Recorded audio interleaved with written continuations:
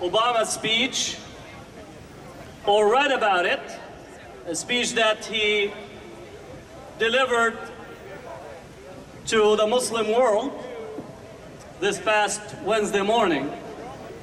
And I think it's important for us to contextualize what he said and for us to understand where is he coming from in relations to the speech that he delivered.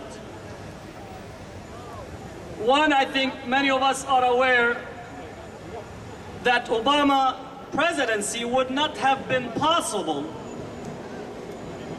had the Iraqis, the Palestinians, the Lebanese, the Afghan, and much of the Muslim world and much of the American public accepted the preemptive war and accepted occupation, domination, torture as the standard policy to be pursued globally.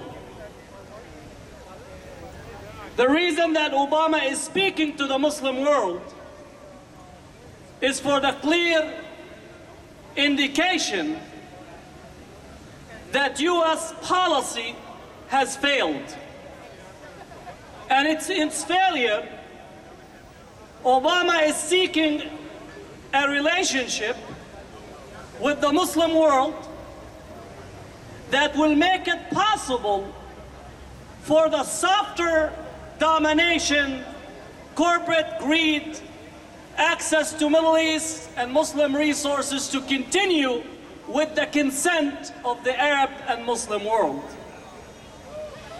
Meaning there was a shift that we are watching taking place in America as it relates to the foreign policy. This shift have taken out the military option as the determinant factor in beating down much of the Arab and Muslim world into submission and using beat down diplomacy as a way to achieving those desired goals. Therefore, we should not be taken by the eloquence of the speech or the pageantry surrounding the speech or the talking heads talking without much sense in promoting the speech before and thereafter. That there has not been a fundamental shift in the overarching goals and interests of the United States. Access to oil, access to markets, propping up totalitarian regimes, suppressing democratic processes that sees the people controlling their own life, their own destiny, and having a claim to self-determination. Let's be clear about it. Now, I want to also say something.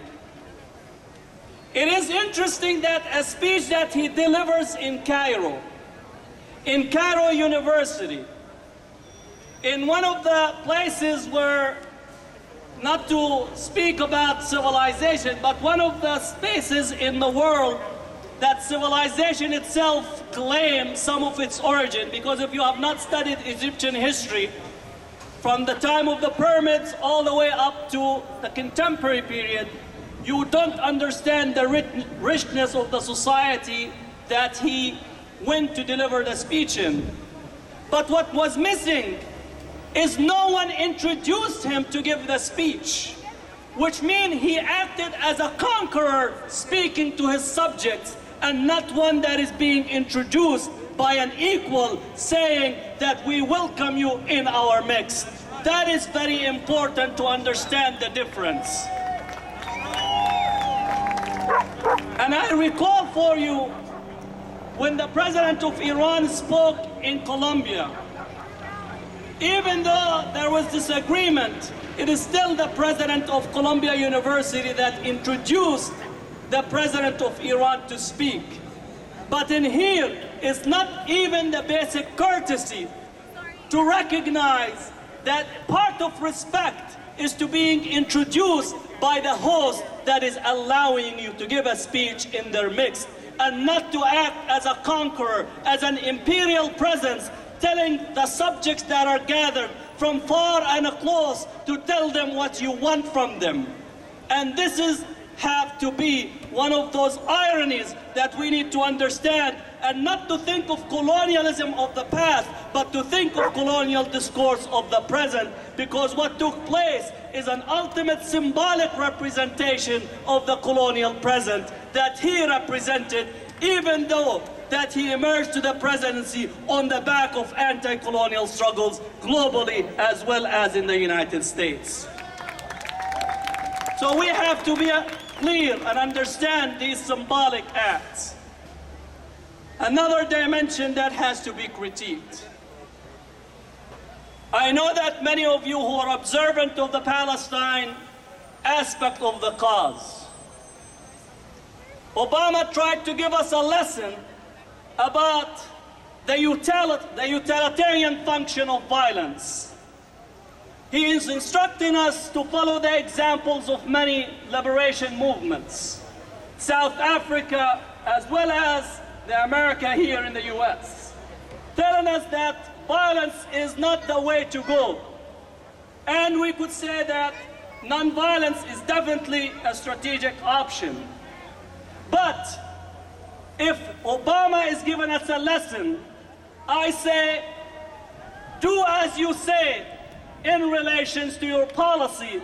But if you are experiencing and practicing violence in the world, it is hypocritical to blame those who are oppressed as they choose to mimic their oppressor in challenging the oppressor and tell them that violence does not work, while bombing them from abroad by the drones and the planes and the bombs.